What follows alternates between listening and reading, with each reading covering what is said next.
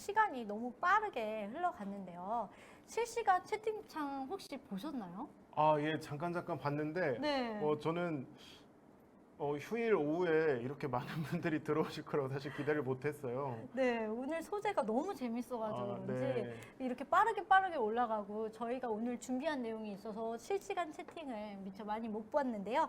지금부터는 이제 실시간 채팅에 올라온 실시간 질문을 한번 네. 다뤄볼 예정입니다. 네. 제가 질문을 드리면 그거에 대해서 답변해 주시면 되시고요. 네, 네. 네, 나노님께서 얘기해 주셨는데요. 교수님, 탄소 복합 소재와 그래핀의 차이점에 대해서 알고 싶습니다. 아주 관심이 많으신 분인 것 나노, 같아요. 나노래요, 나노. 네, 이름부터 나누시네요. 네. 그래핀이라고 하면은 저희가 탄소 소재를 가장 얇게 만든 그 한 층이라고 보시면 될 것 같아요. 그래핀은 어렵게 보실 수도 있지만 쉽게 말씀드리면은 우리 연필 있잖아요. 네. 그 연필을 종이에다 쓱 쓰면은 그래핀이 이제 종이에 이렇게 묻게 흑연. 됩니다. 예. 그 흑연을 한 층 한 층씩 이렇게 띄어내는 그 소재가 그래핀이 되겠고요. 그 그래핀도 탄소 소재의 이 한 부분이라고 보시면 되겠습니다. 여기 지금 실시간 채팅에 유비님이 그동안 들었던 강연 중에 제일 재밌게 아, 봤어요. 감사합니다. 네. 이런 건 빼놓지 말고 네. 읽어야 될 것 같습니다. 박제하겠습니다. 감사합니다. 두 번째 질문으로 넘어가도록 하겠습니다. 네. 재원서님께서 질문해 주셨는데요. 휴대용 방패와 시위 진압용 방패의 큰 차이점은 어떤 건가요? 일단은 사용하시는 그 현장이 전혀 달라요. 이 휴대용 방패는 저희가 지구대나 파출소, 그러니까 순찰차를 타고 우리 현장에 출동하시는 경찰분들이 사용하셔야 돼서 최대한 작고 가볍게 만든 게 하나가 있고요. 주로 이분들이 겪으시는 상황은 이제 칼이 가장 위험한 상황이라 칼을 막는 데 적합한 소재로 사용이 됐습니다. 시위 진압 현장에서는 이제 데모 현장에서는 보시다시피 큰 대형 방패, 몸 전체를 가릴 만한 큰 사이즈를 하고 있는데요.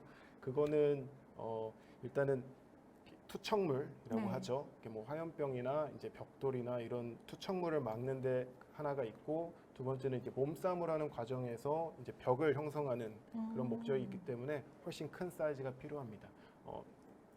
여기 사이드로 하나 또 말씀드리자면, 저 시위진압 방패, 이 대형 방패도 저희가 이 소형 방패 이후에 지금 또 개발을 하고 있어요.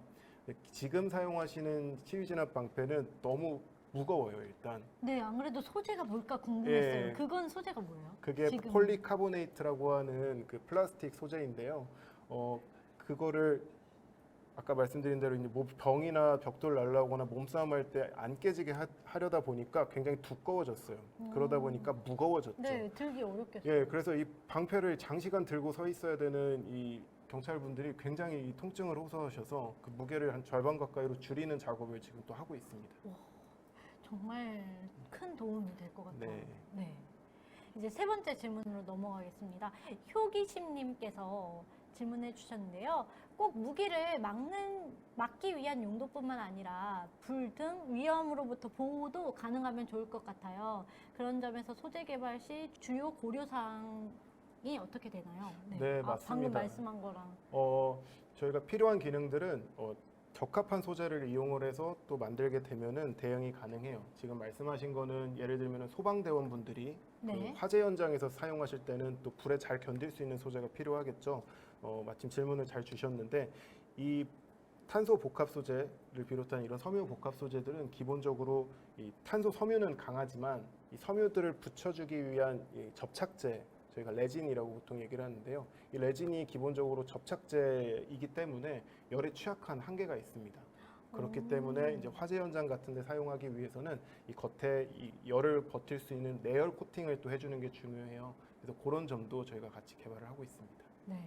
네 번째 질문입니다. 네오님께서 해주셨는데요. 지금 소개해주신 방패는 어느 정도 이 부분은 일단은 저희가 최종 대량으로 양산할 수 있을 정도의 설계까지 지금 진행이 됐고요.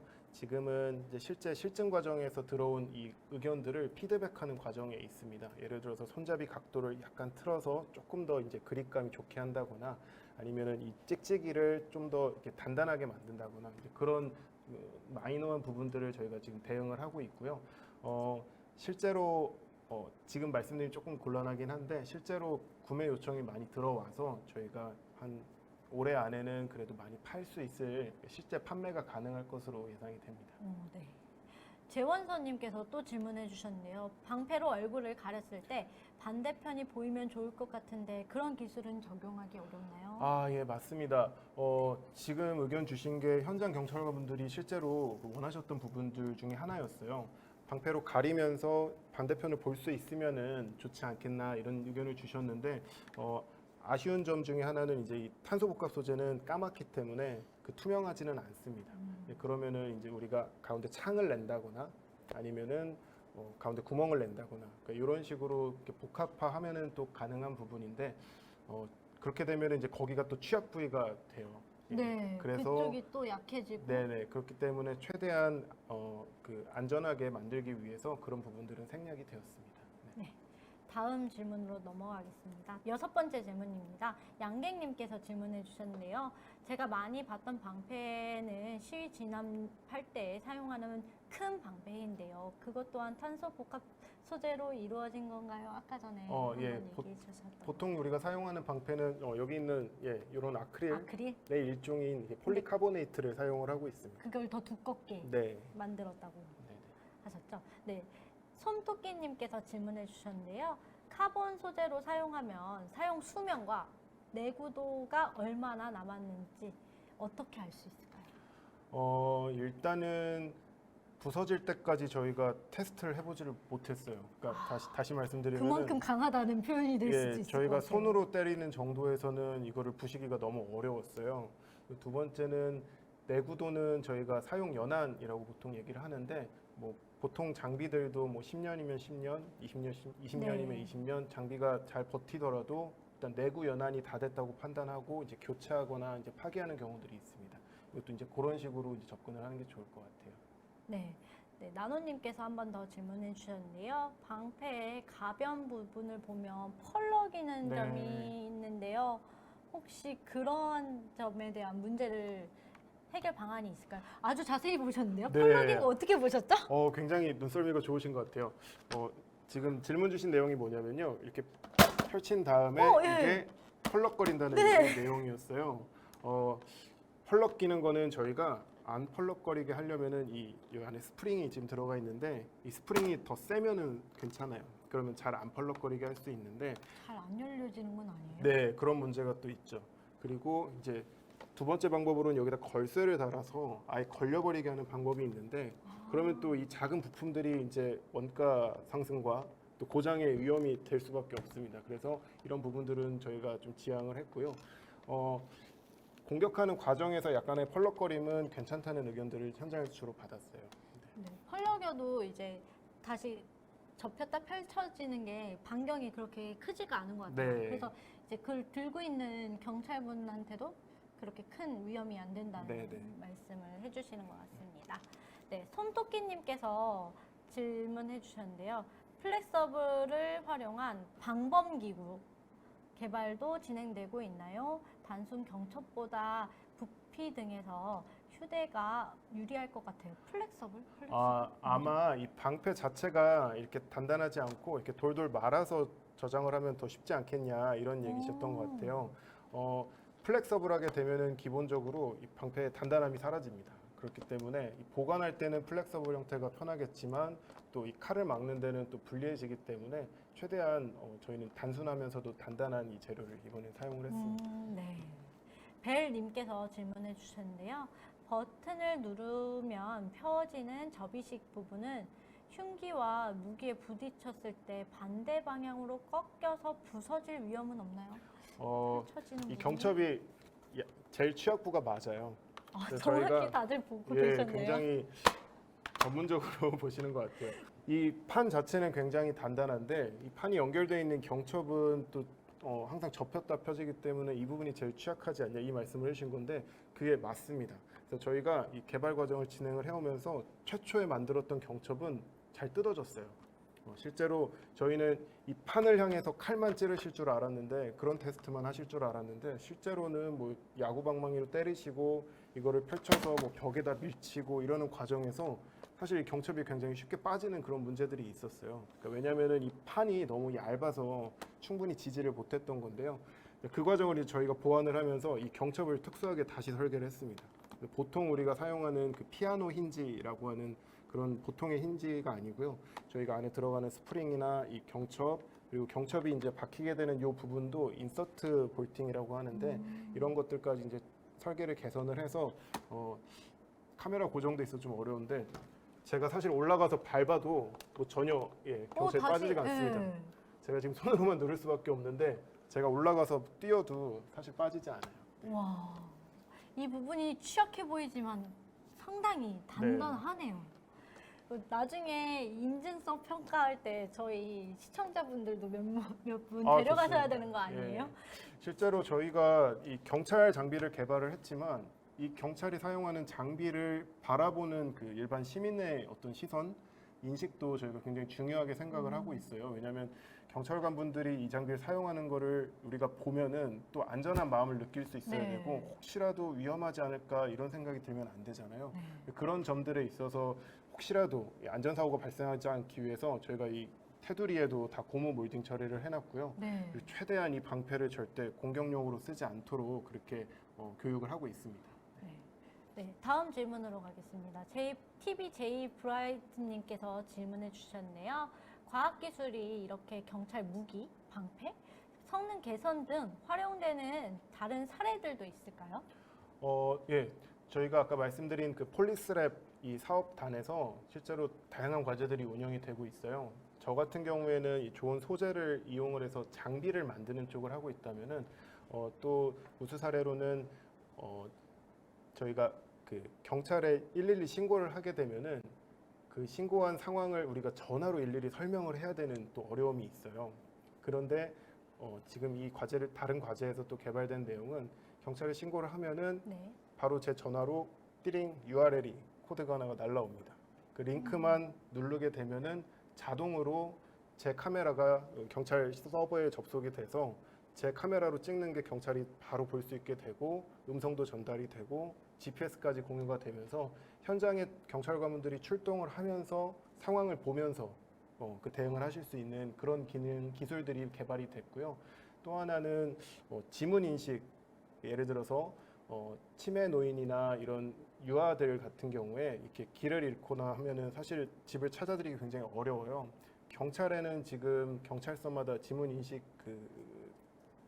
다 돼 있지만 현장에서 바로 지문을 이렇게 확보해서 그 인적 사항을 확인할 수 있도록 이 휴대용 단말기에 네. 우리가 그 핸드폰에 바로 이 지문 인식을 할 수 있도록 하는 그런 기술들도 개발이 됐고요.